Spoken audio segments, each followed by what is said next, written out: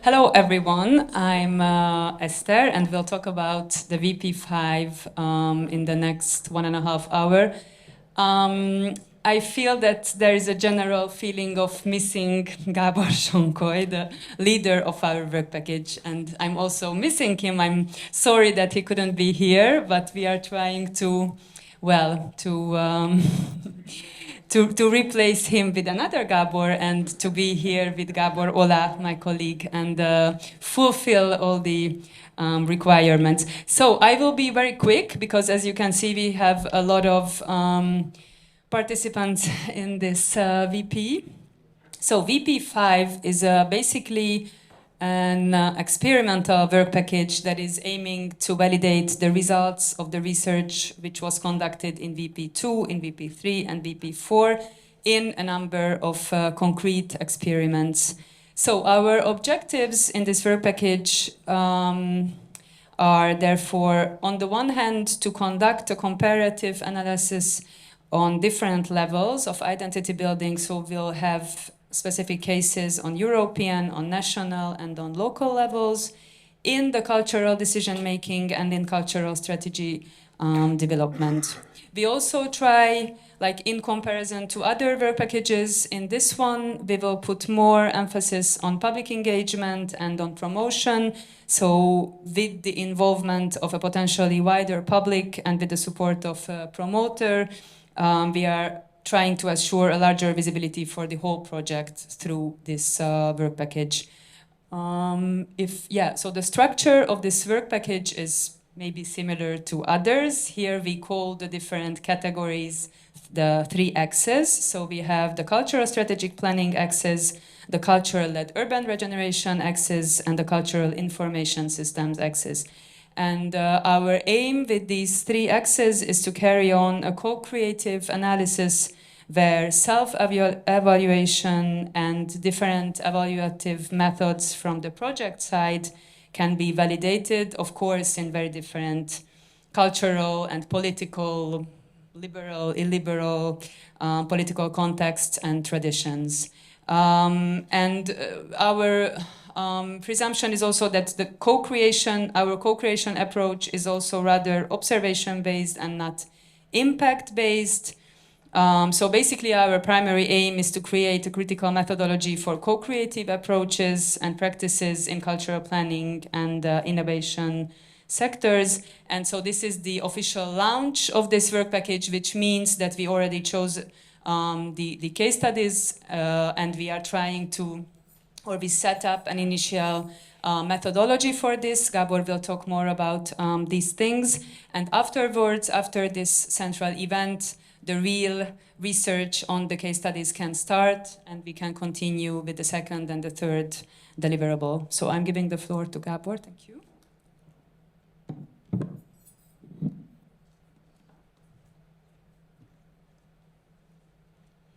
Thank you. I'm going to talk about the methodologies and the structure of the work package. So after the selection of the cases, collaborative work started internally in the UNCHARTED project to discuss concept methodologies and comparative perspectives. The objective of these meetings was to establish certain reference points, kind of common vocabulary and common indicators. So during these meetings with the partners, we decided to develop a kind of protocol with multiple purposes to register the cases and to elaborate an evaluation as part of the co-creation analysis.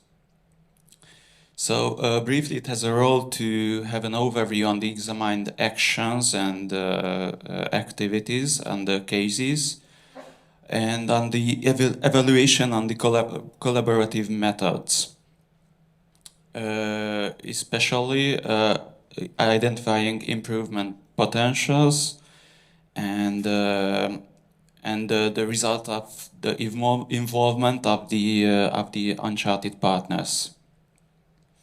So in a very concise way, it concentrates on on a specified stakeholder, analyzes the drivers and the mechanisms of the experimental demonstrations, and the questions of dynamics of valuation and improvement potentials.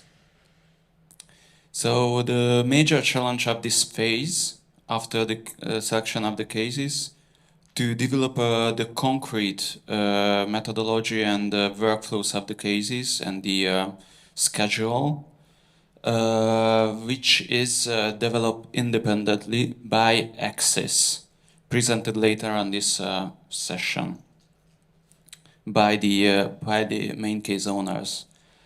And being aware of the limits of the comparative perspectives, it is a practical goal to make a methodological links between main and comparative cases.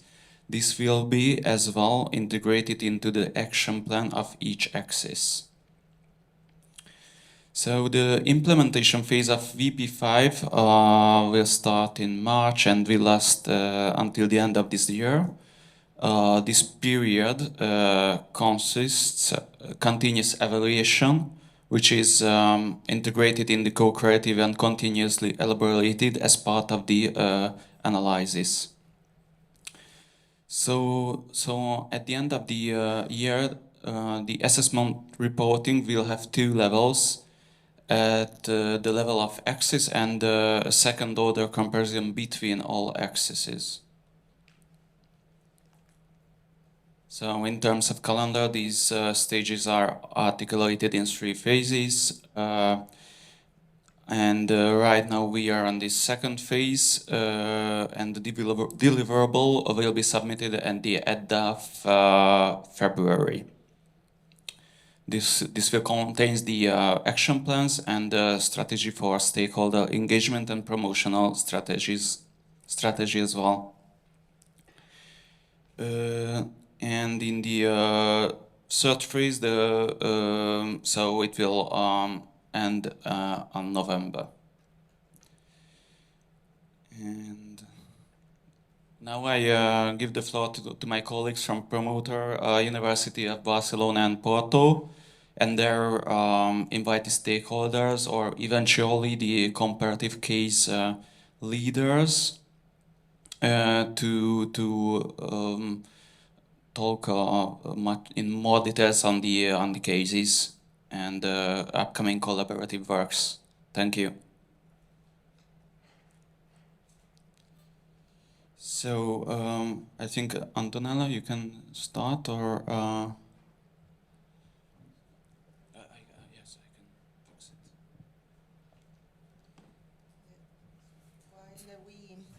While we prepare the presentation, I suggest those who didn't get this flyer, or those who already got but didn't see it, to use it, because it is a good planning, a good reference to what we are discussing.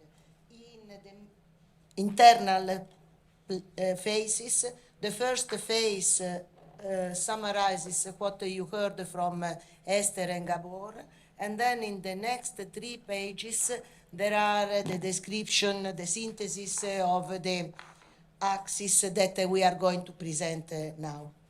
So I will start with the axis 1, that is about,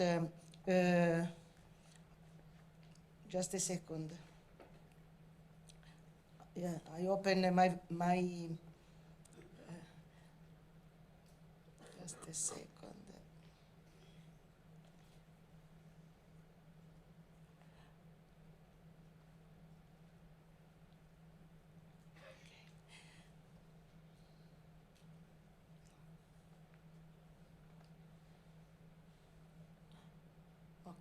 Sorry. I started with the axis 1, that is talking about strategic cultural strategic planning. The idea of this axis is to look at the impact that the emergence of values in cultural values in cities through, in particular, the programs of capitals of culture the impact that is generating during the period of activities of the capital of culture, and at the end of this period, what remains, which is the legacy that remains on the cities. This is going to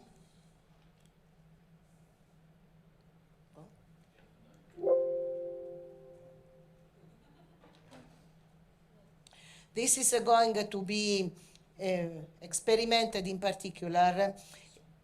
Yeah, this is what this is going to be experimented in particular in three contexts.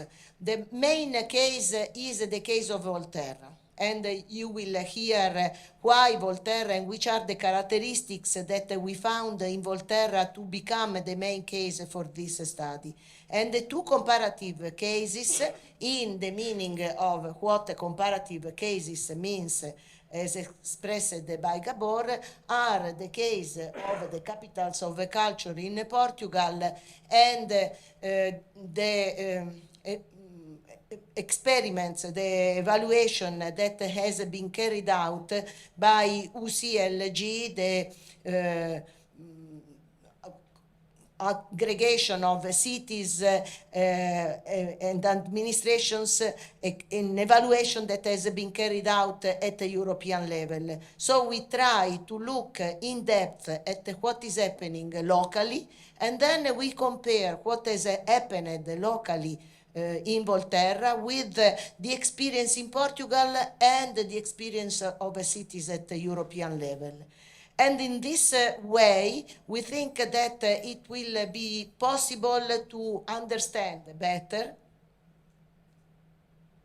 why and in which way we interpret the comparison. Because one aspect that has been often discussed in our project is what do we mean with the comparison, which is the liaison between the cases that we are carried out. These things we think that gives an idea. We start locally and we move European.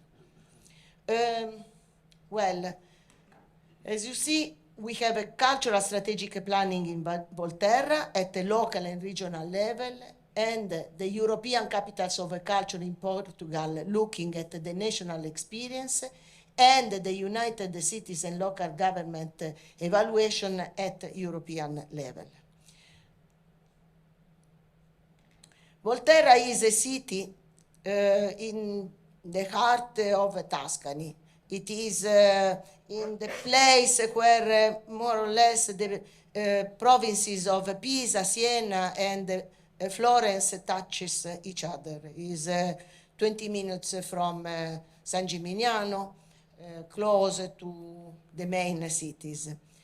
Very important from an historical and cultural point of view, but it has suffered by a neglection in the last tens and hundreds of years because of the attention and the attraction of Florence, but also because of its physical connection with the rest of the big arteries in Tuscany.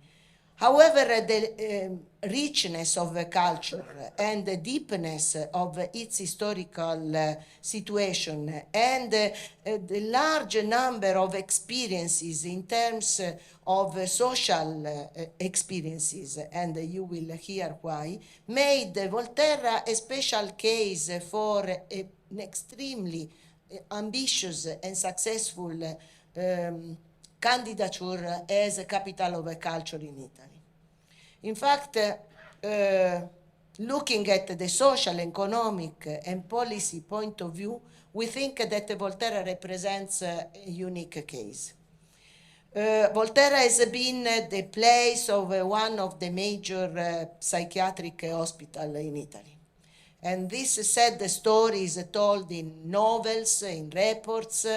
Luckily now we don't have psychiatric hospitals anymore, but it has shaped in a certain way the life in Volterra. The second characteristic is that there is a big jail in Volterra, one of the major in Italy. And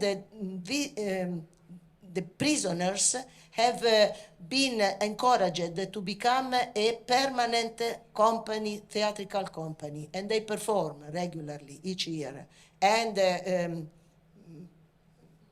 attendees come to the performances, and it is a big event.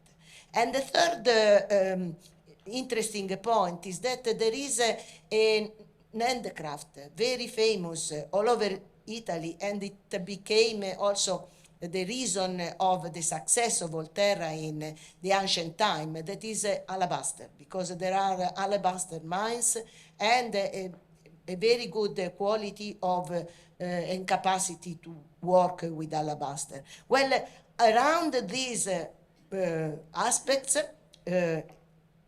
economic and industrial, social and cultural, Volterra presented the candidature as capital of culture for 2022. You know that because of the pandemic, it has been postponed 1 year. And so these are the pictures of the psychiatric hospital, the theater performances, and the alabaster craft. The experience of the candidature of Italian Capital of Culture in 2022 was successful, very successful on a way, but starting from a failure, because it did not become the capital of culture. Because of other strategic reasons, the Italian government decided to nominate capital of culture in Italy in 2022 the island of Procida. There was a need to value the culture and the heritage of Icelandic situations. But the candidature of Volterra, because of the characteristics that I said, was so successful that the regional council decided to nominate Volterra as the capital of culture, the city of culture of Tuscany, which was a very a big acknowledgement for us, because the city of culture in Tuscany is Florence. Everybody thinks that the city of culture in Tuscany is Florence. No, this time is Volterra. And the candidature has been so good and so successful because of a large participatory program and approach that brought to the candidature, with participation of hundreds of persons, people in the design of the case. What we are going to do during UNCHARTED? We are doing a desk research that is based, that starts from the candidature and the report of the more than 600 initiatives that run during 2022. They are under reporting at the moment. A run of semi-structured interviews with the local stakeholders, and tomorrow we will discuss about which are the local stakeholders we have identified so far.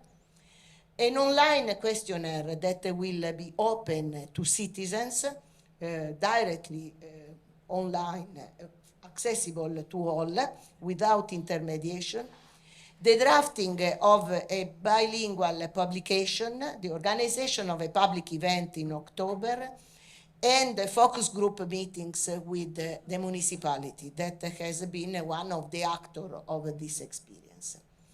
Plus promotion of the activities on the media, on the local newspapers, in order to create a momentum of reflection on what remains from this story in the city of Volterra. Well, this is a Volterra, but we decided to have two comparisons with the other cases that have similar elements. Clearly, it was not possible to replicate the same study of Voltaire in other cities because it would have been too much for our resources. So we decided to take some aspects that we think are relevant.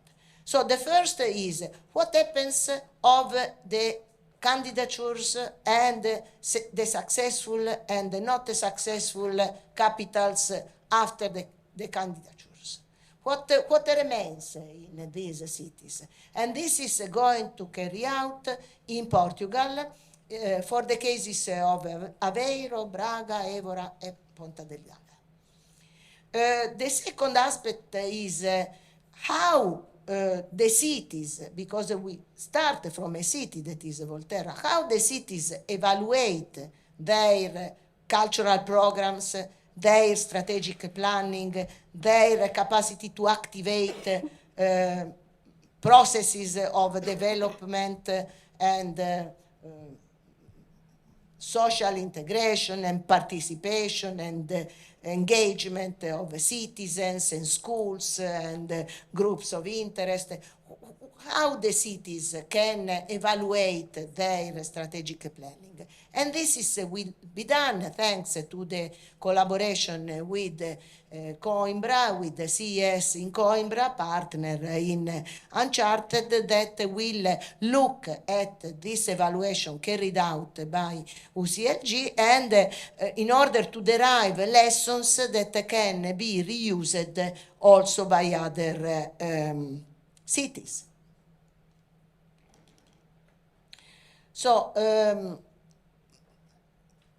we intend to use the results of this axis, one as examples of good practices, models for replication of evaluation, assessment of the big efforts of the cities in competitions, the movement, the shift between national, local, and regional dimension of the impact of the strategic planning.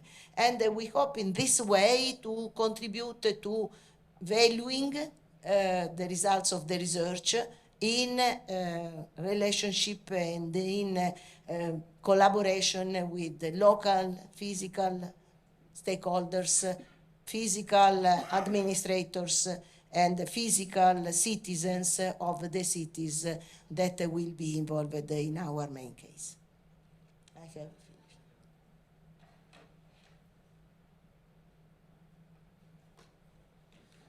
Thank you, Antonella. Mariano, the floor is yours.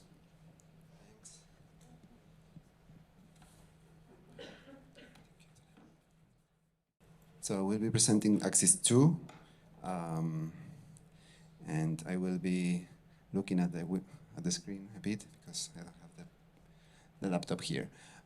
Basically, this will be also about the experimental demonstrations, but in this case regarding urban regeneration, and the case will be the Fábricas de Creación, which you already saw here when reviewing the posters. So I will be brief, but of course the context of this analysis is the overall goal of Work Package 5, which is aimed at, of course, validating results and also going beyond the state of the art in terms of operationalizing these results to build methodologies so we can improve the way the administration is assessing this particular policy.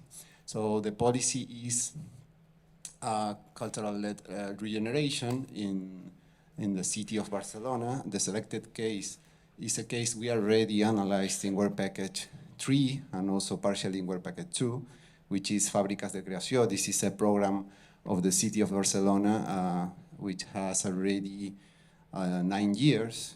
2007. This is more than that, 16. We plan, as I said, to distill a new evaluation methodology, and we can discuss further which kind of methodology we expect to get from the whole co-creative process to be carried out. So as I said, we have different results from previous work packages that are now going to be embedded and used and further exploited for this co-creative process. Of course, we are going to use again results from work package 1 in terms of how certain cultural policy strategies were relate to value and valuation processes, valuation practices, etc. Then we have, of course, some case studies, as I said, that were already analyzed in work package 3, in this case in terms of the actual policy of the city of Barcelona. And then we have also other results that were already compared or partially compared with the city of Budapest, for instance, which will also now be part of the analysis. So the theoretical methodological context of this, of course, you know it very well. And actually, one of the questions today about the role of cultural policy in value tension mitigation is directly related to this, because we are analyzing this policy, urban regeneration policies, from the perspective and the hypothesis underlying the project about the existence of the centrality of the common economic value in the process of establishment of creative cities and several urban regeneration processes in many cities, which led to relegate other values and raise tensions with them, such as social values, cultural diversity, and others. Something that we already also addressed in previous work packages. So the way we are analyzing this is from the perspective of plurality. And I think this here plurality becomes one of the drivers of the analysis, and how we are going to connect plurality with value mitigation in some way is something we can further discuss. The case is Fábricas de Creación, as I said, started in 2007. The narrative of the city council is that they were trying to of course, renew the city and these particular buildings in the city that were part of this decadent industrial legacy in Barcelona. This renovation started with collaboration with each of these facilities. Some of them had already been exploited in different ways by citizens or cultural actors in the city, artistic groups and others. So this long process has several phases, but the actual art factories program in itself, that now has 11 factories with different disciplines, etc., that we will analyze now, was set in terms of the analysis of the administration, was set in the last 5 years. These are some of the figures for 2021. It's just for you to see how big this program is. This is the overall budget for that year. This is the total investment in refurbishing factories for that year, and the several activities held. So we selected for this co-creative process, and we will see later the strategy we've been working on, so we can carry out the actual co-creation using these cases.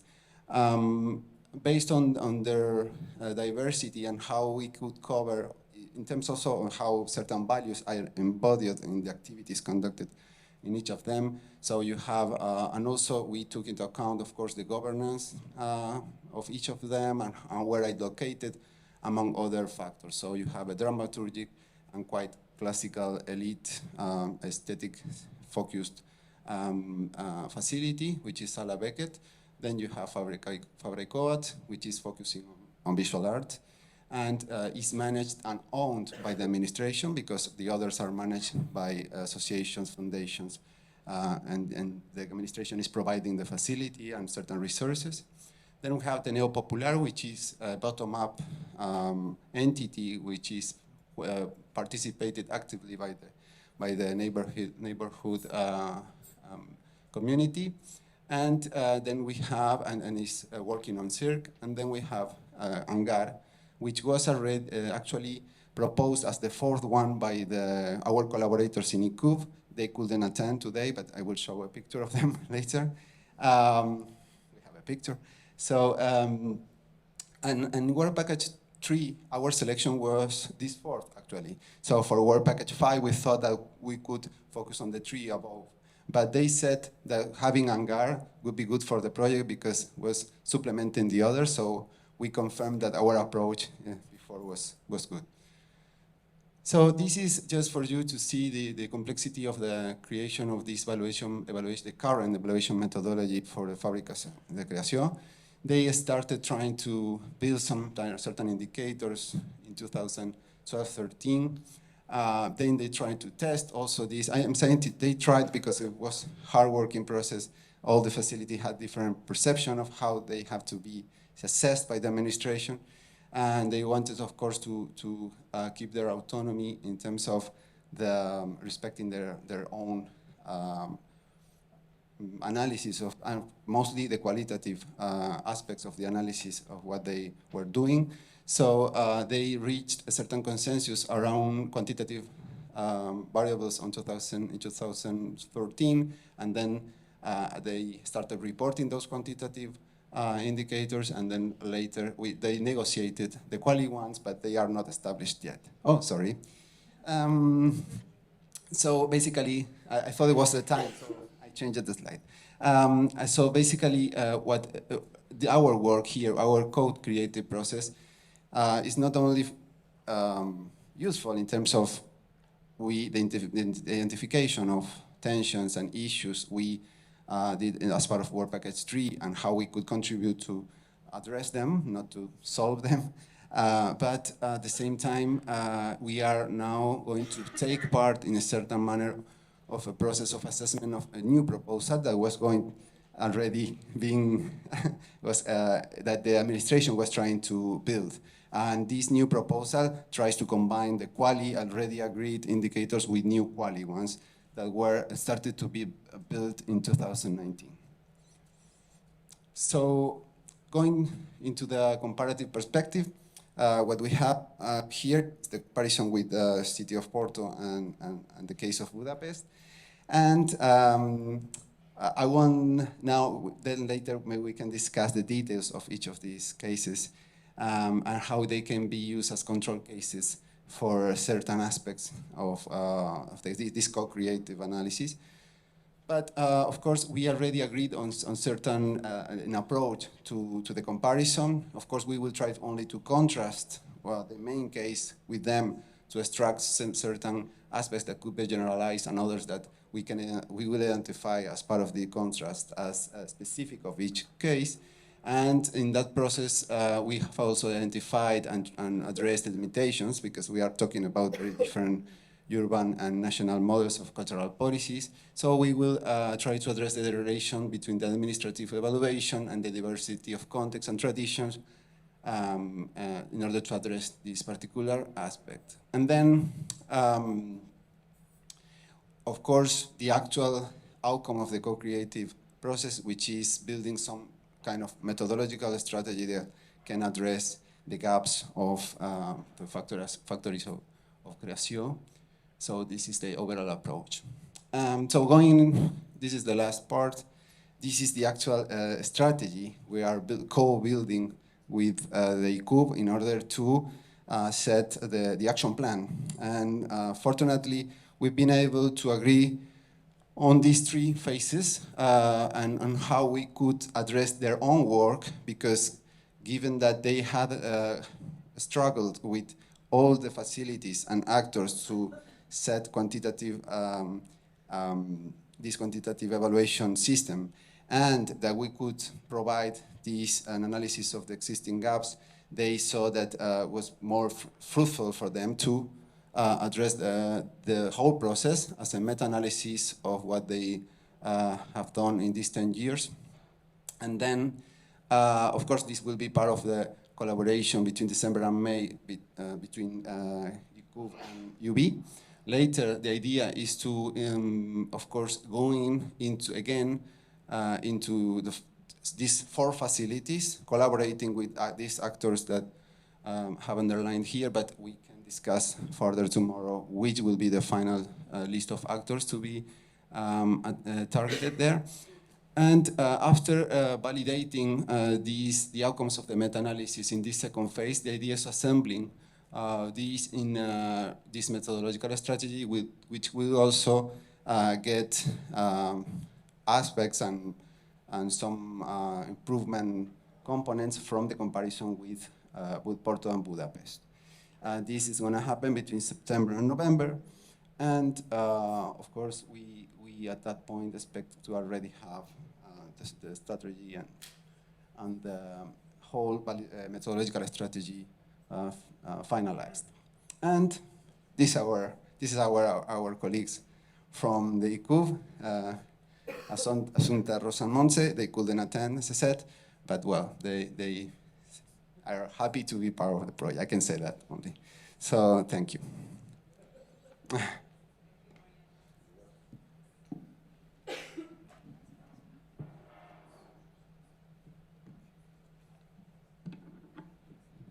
Thank you, Mariano. The next presentation will be held by Ligia from the University of Porto.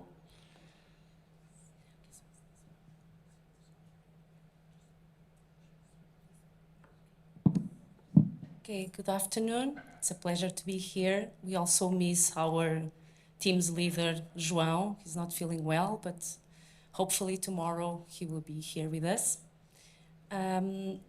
For this moment, we are presenting Axis 3 of Work Package 5. Okay.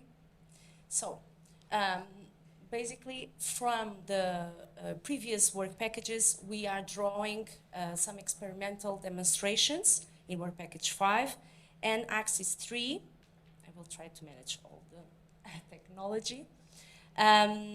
We will try to promote an experimental data collection by cultural information institutions and collaborating as well with data providers.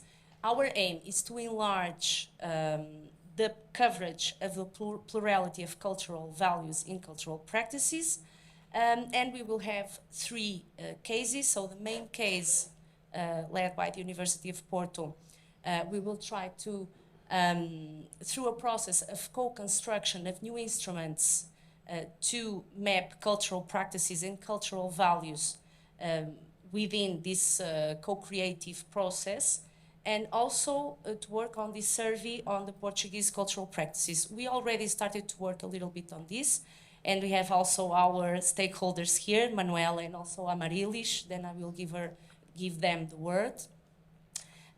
The other two cases from CNRS and Unibo will be comparative cases. First one on the information systems in French National Cultural Administration. We know how developed these information systems are, so they are going to be a good mark to compare with other cases.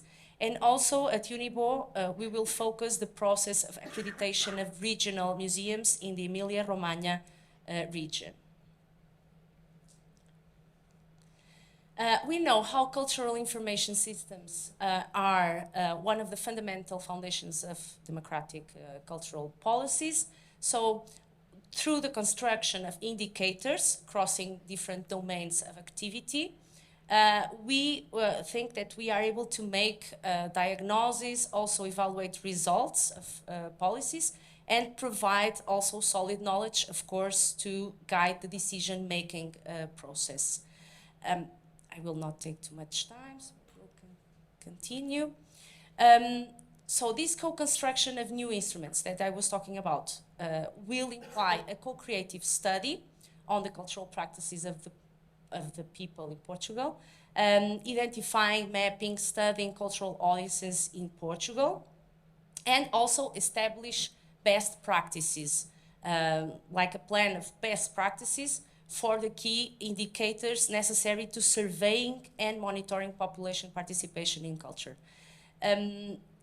This co-construction of new tools will involve also a survey on Portuguese cultural practices through a collaborative methodology, and of course gathering professional experts in the cultural field, organizations, diverse organizations, policymakers, So we will try to map cultural values and cultural practices through the engagement of all these actors into this co-creative process.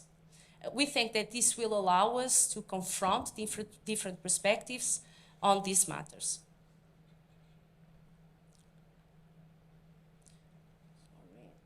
Okay. We started already a collaboration with the survey on adult education and training, and Manuela, maybe you can say some words after. This is a partnership between the Institute for Statistics in Portugal and the Ministry of Culture, and of course the University of Porto. So we will work from this existing survey, trying to improve, we are already working on this, existing statistical tool, but also build a new tool from the beginning. This new tool, the idea that we have is to build a framework crossing different views and values of cultural administrators, academics, experts, artists, practitioners. And this framework for the future, of course, could be a starting point to implement this cultural information system. But this we need to figure out through the co-creation process how to develop this system for the future, the form, the configuration. Of course, we will figure out throughout the process. I will just, okay. So we already implemented the co-creation workshop with some key actors. Also, Amarilis can explain a little bit better how it was, how it went. I don't want to take too much time. And the secondary cases for the comparative approach. So the French case on the French National Cultural Administration, we know the experience that DEPS has, of course, almost nearly 50 years. So they have a lot of data on employment, cultural professions, financing of culture, cultural practices, etc. We think we will start from this knowledge and this experience, and this will provide a view on certain subjects that it has extensively explored for several decades, mainly cultural expenditure of local authorities, cultural practices of the French people, or the residents in France, the economics of cultural industries, and the economic weight of culture in the economy. The second comparative case will be the process of accreditation of regional museums in the Emilia-Romagna region. This regional museum system is given upon museums' possession of uniform levels of quality, which is a good case for us, a good example. It's a kind of also participative approach to accreditation in this regional museum system. They are required to fill out a ministry design questionnaire, self-evaluating their level of compliance with the standards. So we think about assessing this questionnaire, the debate, and also the evaluation of this system. And that's it. I will give, I think, just the word to Manuel a little bit to talk a little bit about the survey that we already are working on, and then to Amarilis. Thank you. Okay. So I just want to say some words about our experience. My name is Manuela Paixão, and I work in a department of the Portuguese Ministry of Culture. And one of the experiences that we had under the umbrella of this project, in cooperation with the University of Porto, was together in the same room, the University of Porto and our National Statistics Institute, in the design of a survey that was dedicated to the cultural practices of the Portuguese population. The first idea that we had was to design a new survey from the scratch, but we ended by including new variables in an existing survey, the adult education survey, more specifically in its module on social and cultural participation, that is not mandatory by the European statistical system, but that the Portuguese government implemented in 2016 and now in 2022. And in result of this cooperative work. If in 2016 the module had less than 20 questions regarding the traditional variables, such as reading books, newspapers, going to the cinema, to the theater, concerts, and visiting cultural sites, questions yes or no, and how many times in the year. Now, in 2022, we have more than 40 questions in the cultural participation model, including questions such as, let me see my notes. If in the last 5 years the respondent has practiced any cultural activity, such as dancing, singing, writing, playing a musical instrument, etc., the reasons why they do not go to the cinema or to the theater because of the cost of the existence of cultural facilities, etc., and if they use online platforms and through what equipment, tablets, smartphones, computers, etc. So I think this was a great achievement. I will just sum up by saying that the sample dimension of this survey is over 4,000 people. So something that by our own means we could never be able to implement because of its costs. It will allow us to have results by regions, level 2 of NUTS, North, Center, the metropolitan area of Lisbon, and the 2 regions of the South. And it will allow us to have and the results of the survey are expected to be made public in 2023. The questionnaire was implemented in September 2022, and the field it is in the field until the end of January 2023. So this is what I have to share with you, and now I give the word to Marilia. Thank you. Hi. So we were invited to a first workshop about this new information system on cultural participation that took place in November, I think. So first, the researchers told us about what already exists, and then we talk about what is needed. So I wrote some challenges that we talk about. First, it's important to know that cultural participation is a very heterogeneous field.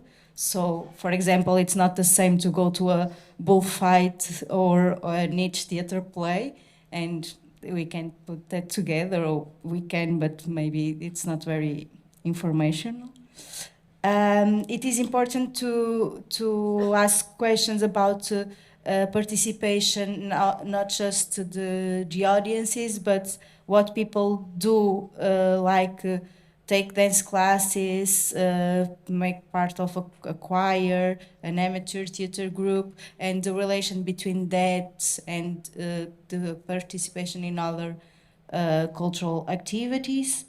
And it's important to think about the long-term impacts of these activities and the long-term valorization of the cultural experience, because it's so you know that the more someone contacts with the arts, the more they evaluate that.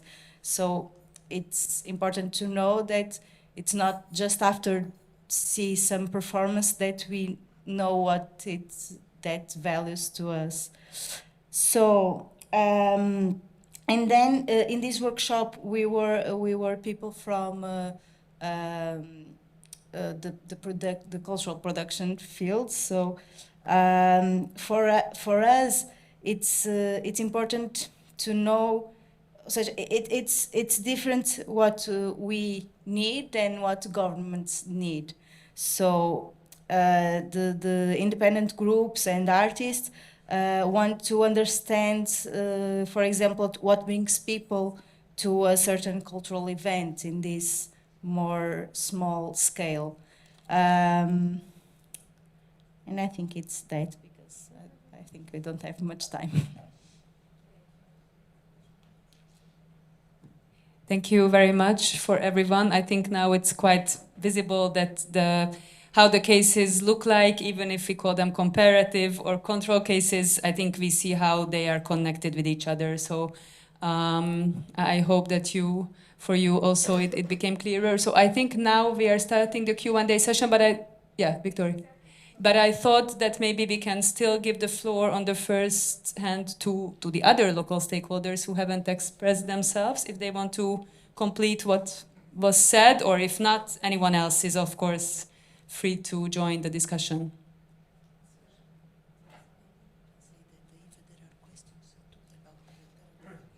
And sure, so if there are any questions precisely to any cases, to Volterra, we are, and the stakeholders are also happy to answer, but it's also valid for the other cases and axes.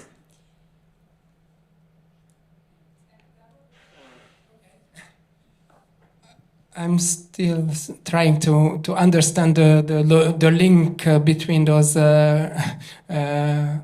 case studies that you will do, but I found it inspiring. That's for sure. All the introductory speeches, and maybe about the French one, which is inspiring too.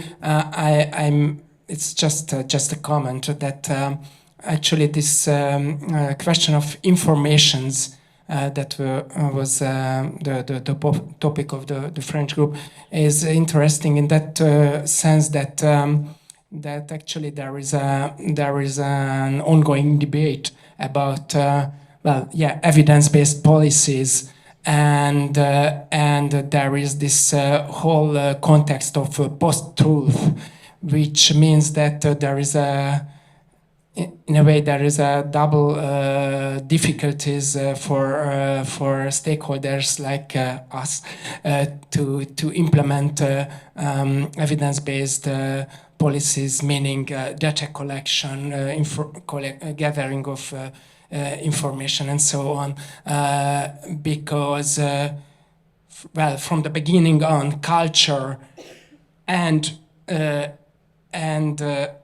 data collection have always been seemed contradictory. You cannot quantify. I quote: "You cannot quantify culture." That's the first difficulty, which has already been there. And the second difficulty is that there are political forces that question the whole idea of doing policies or politics in general on the basis of facts and data and truth.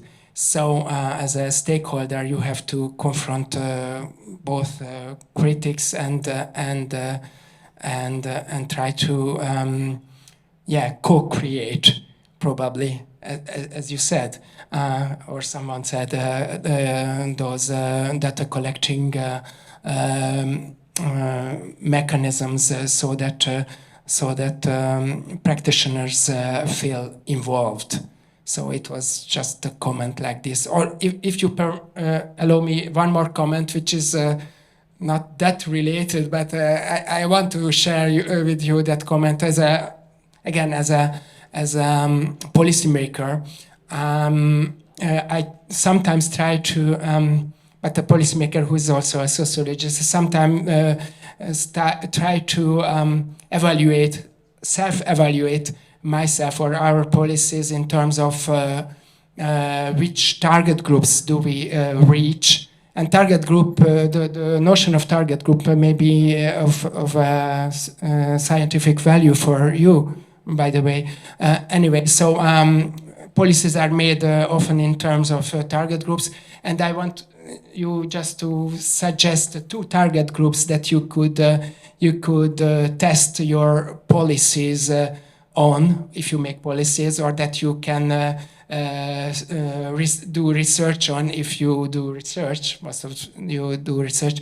The 2 target groups which are hard to reach are the first one is the elderly people who have difficulties even to walk.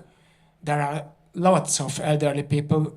By the way, it's also a gender issue, mainly women, who you are supposed to give access to culture, but they hardly walk. That's a practical issue for policymakers in the cultural sphere.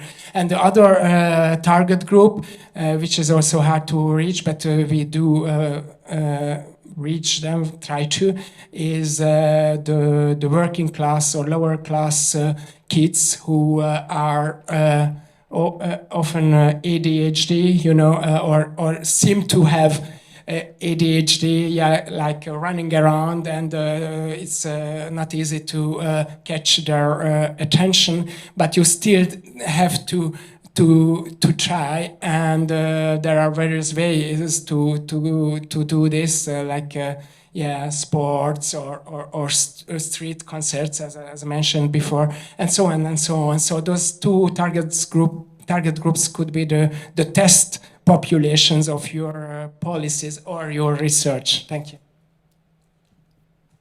Thank you, Gabor. Would you like to complete, or maybe if there are concrete questions toward you? So the floor is Claudia.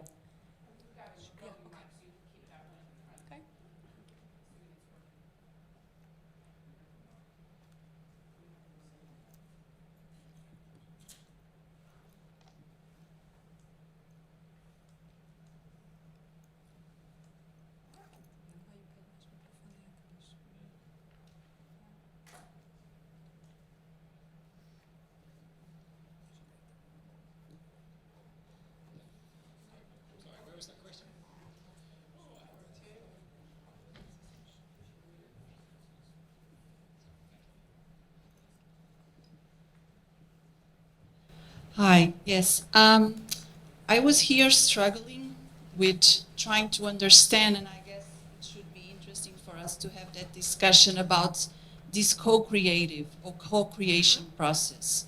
And I was wondering, what is your perspective on that? What you expect to find? If you have any pre-arranged ideas about that, in terms of methodology, in terms of what is this co-creation case is about, and what are we looking for? Because I was trying to understand. I can visualize some of it, but I'm having some issues about how that would be implemented, both in terms of methodology and also in terms of possible results from these demonstration initiatives. So if you could. I'm sure we have different answers for this, and we also had a methodology workshop in November where we were focusing, among other issues, on this topic and on the differentiation between participation and co-creation. But I don't know, Mariano, if you wish to say something. Yeah, thank you. Yes, thank you for the question. Yeah, I know that we've been working and discussing what co-creation is. In the end, the methodologies for operationalizing that concept or trying to co-create will be different in each axis because they depend on certain aspects of the case studies that relate to for instance, in the case of factories, to the level of development of their own methodology, to the possibility of achieving relationships or connecting with the different actors involved, etc. But in the end, I think the rationale behind is, for instance, in the case of factory, trying to analyze with the actors involved in policymaking, and that goes beyond the administration, the capacity of current evaluation system to represent the plurality of values, and the plurality of values is a complex, as we know, concept.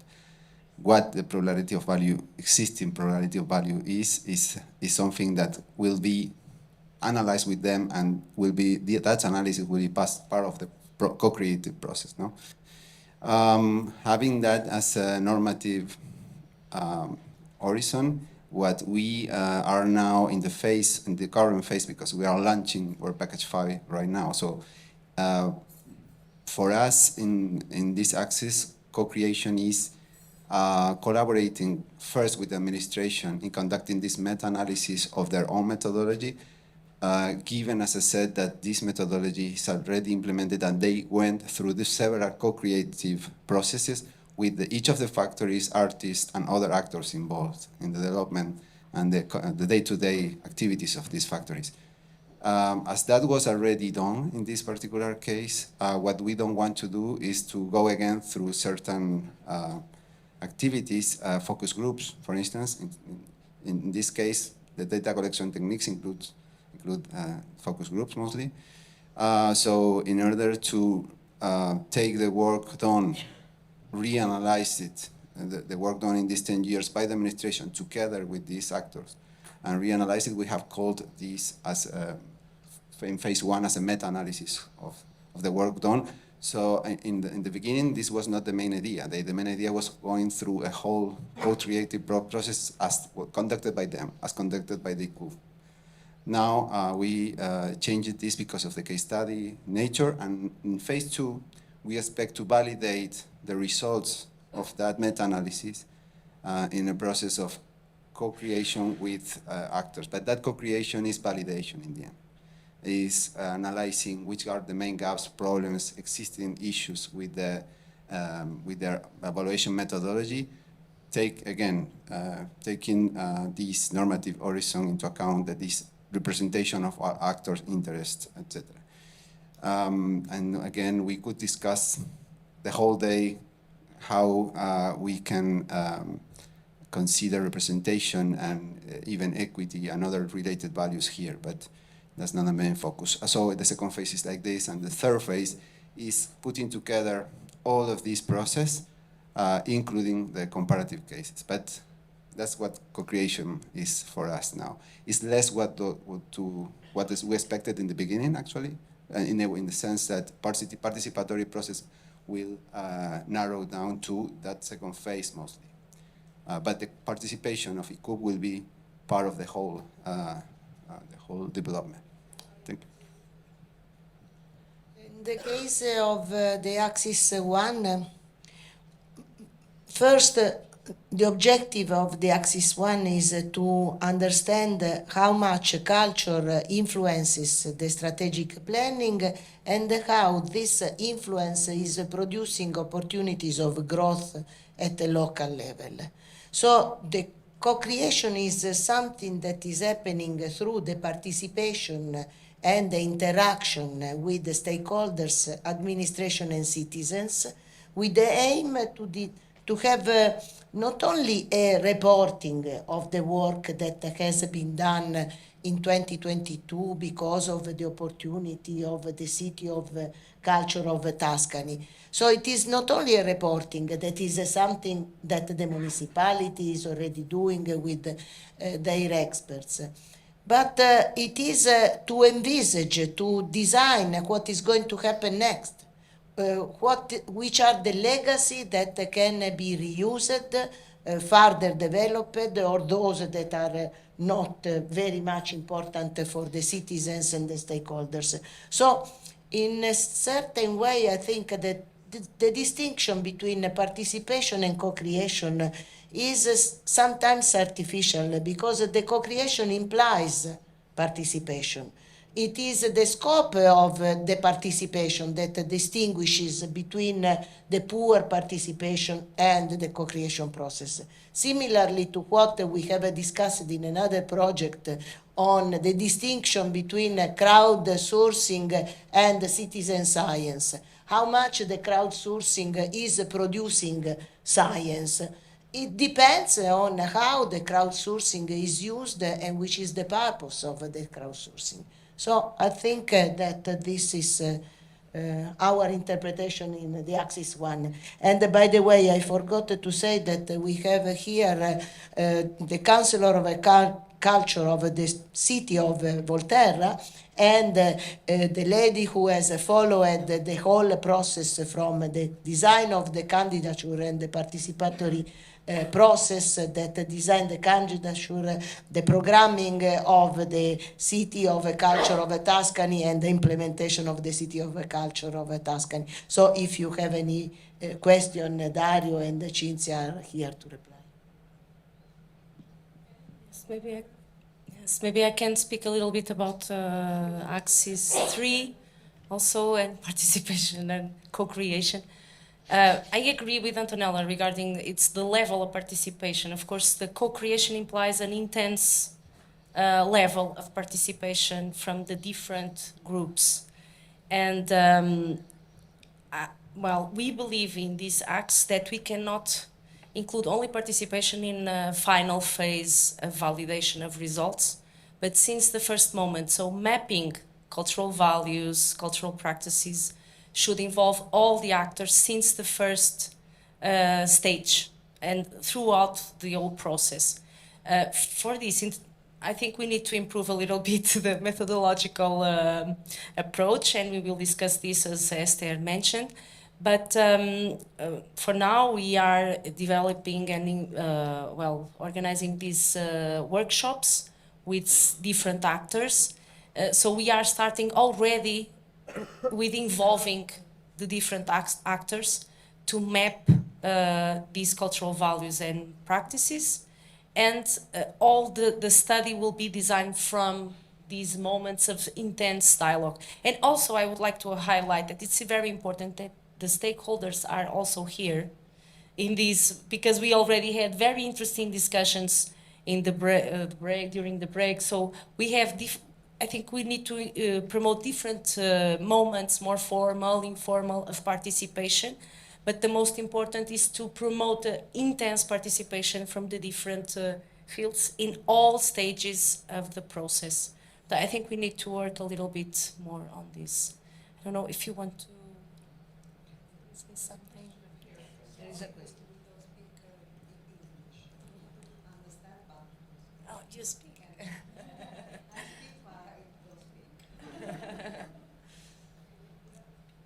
Yeah, it's more just a comment. Thank you. That was really interesting. It's maybe more for Antonella, or maybe for all of you.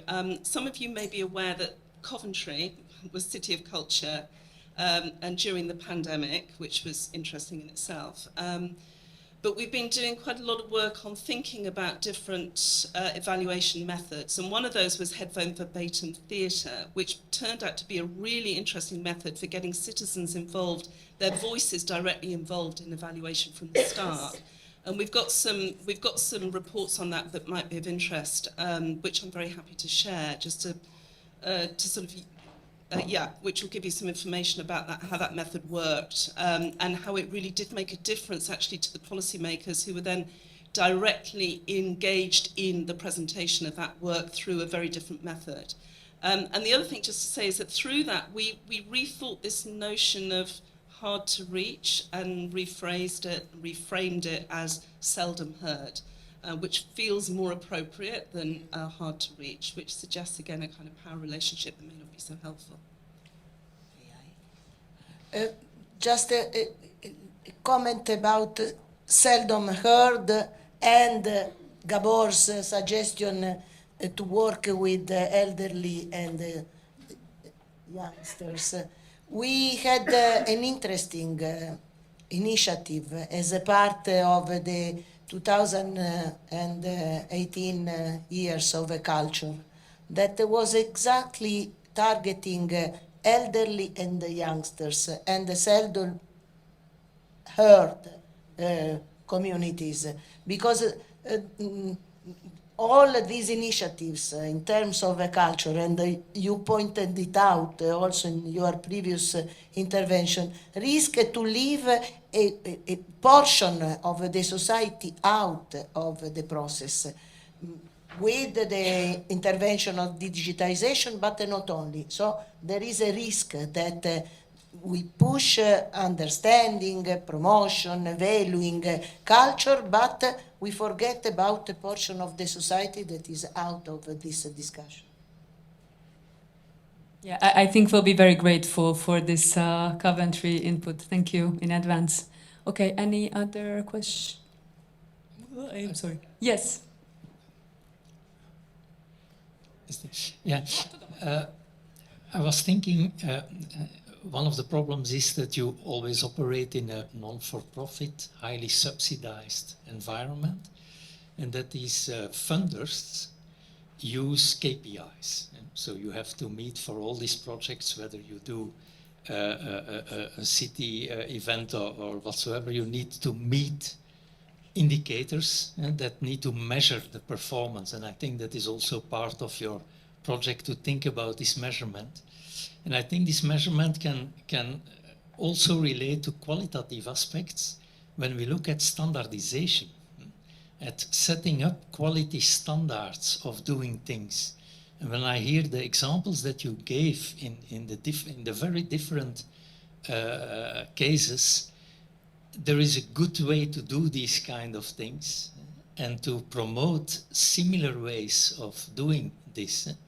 And I think it would also be beneficial for a project to make templates on how to set up a similar activity, and those templates can be checked as a kind of KPIs. Because if we can convince the funding authorities that it is not only ticket sales and who attended, etc., but it is also ways of interactions and ways of quality co-creation that we can advance.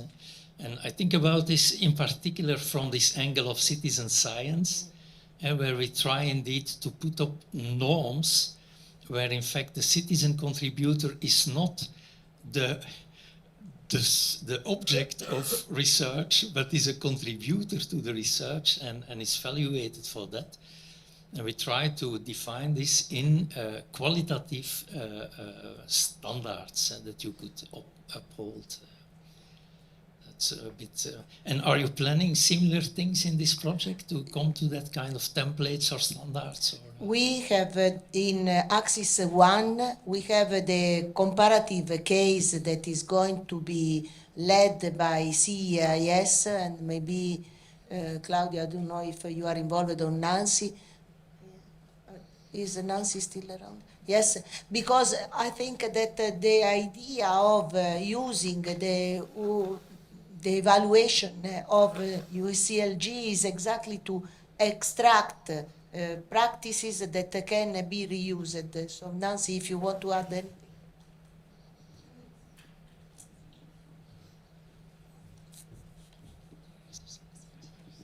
Okay. The case we'll be looking at is the United States and local governments peer learning networks that they've set up to self-assess and evaluate the cultural policy and planning initiatives of cities in Europe and internationally that have volunteered to have themselves assessed. In that framework, they have a number of different areas that they consider that are well beyond cultural economic development, through things like how much do you your outreach in terms of heritage and education and all. So it's really quite a wide assessment framework. So what we want to look at from the perspective of UNCHARTED is what values are associated with the sort of things that they're promoting that cities are then following at a system level, as well as within the individual cities, what is being seen. We think it's been through 2 rounds of program now, and we're interested in helping to shape where it's going and perhaps develop templates and other things that show them where they could go next. It's more directed towards cities, but it's something that we're hoping the research will immediately impact the practices of this organization that is a beacon or a source of information and guidance for a lot of cities. I don't know if that helps or answers the question, but that's kind of what we're doing, and hope that it intersects somehow with the Valterra case. So Yeah, I will just add one line to that. I think also that the way of doing things well connect to the approach we have to the outcome of the co-creative process, because we expect to mostly get from that methodological strategy and not be applied to all different socio-political contexts. And for instance, one of the interesting things here is to provide some methodological strategies to better co-create with actors in similar environments. For instance, that's the level of generalization we expect to achieve. At the same time, we don't expect to provide an actual template for them to apply an evaluation methodology, a new one. But I think one of the actives of the project would be to set this form of best practices, that is best methodological strategies to co-create considering all actors, values, etc. Yeah, coming back to your remark, yeah, I do believe there is this dilemma with indicators and numbers and collecting data that you also mentioned and that I spoke about before. But I think there is also a solution which is going beyond evaluation and collecting data, and impact studies actually would be one of those ways, in that sense that impact studies mean not only collecting data, but also attaining social change. So actually, when those new cultural practices that you want to introduce become permanent, and that, yeah, in a way you change the society, and then you did what you want, and without restricting those individual practices, or without controlling them too much with your data collection. And an example to finish on this, which is not really a cultural policy, but something we did as we took power, quote unquote, in 2019, and that there was a municipal decree which forbid playing with balls in the parks, because it destroys, the green parks, and we simply suppressed this prohibition. And that's what I mean. That's one example, at least, for inducing social change. So from that moment on, the family practices changed, and families were playing together, mothers, fathers, and children again in those parks where this prohibition was no more there. So that's one example. Thank you. Great, and we're just about to time. Do either of you want to have the last word, Esther or Gabor? Okay. So go. Yeah. So what we're going to do now is we're going straight into the next session. I'll keep this so it doesn't get feedback here. So there'll be a few minutes of changeover. So I would suggest that you stand up and stretch in the few minutes. If you need to go out and use the loo, we're just going to start into the next one. So come back in quietly. So thank you to this panel.